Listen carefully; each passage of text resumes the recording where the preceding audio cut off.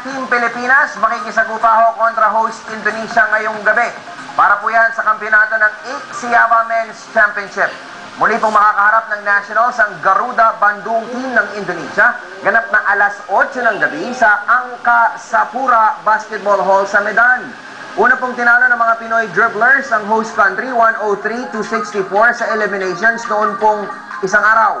Ang Pilipinas at Indonesia po ay kapwa pasok na sa FIBA Asia World Qualifiers na magaganap naman sa Tianjin, China sa Agosto dahil po sila ang tumayong top 2 teams ng Siaba Tournament.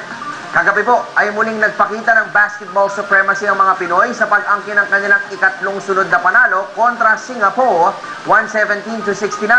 Nanguna po para sa RP squad si Cyrus Baguio na kumamada ng 28 points, 2 rebounds, 3 assists at 2 steals.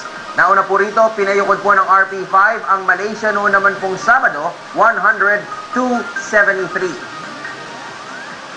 Samantala, asahan na ng mga Pinoy Cagers ang matinding kompetisyon sa kanilang pagsabak sa importanteng FIBA Asia World Qualifiers sa Tianjin, China sa Agosto. Kabilang kasi sa mga makakasagupa ng Team Pilipinas ang mga naglalakihang koponan mula Japan, Iran, Lebanon at host China. Ang Pan-Arab champions na Lebanon ay may naturalized player sa katauhan ni former New Orleans Hornets Jackson Roman. Mag-detaining camp rin dito sa Pilipinas ang Lebanon sa Hulyo kung saan posibleng magkaroon ito ng exhibition games kasama ang RP5.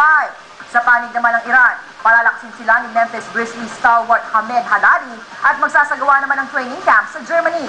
May mga balitang posibleng lumaro para sa Chinese team sina NBA stars Wang Jiji, Yi Tianyan at Sun Yu.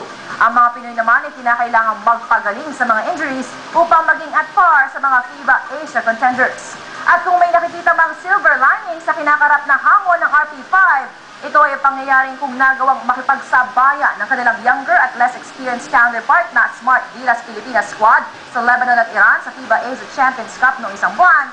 Tiyak na mas lalong kaya ito ng tropa ni National Coach Yen Giao.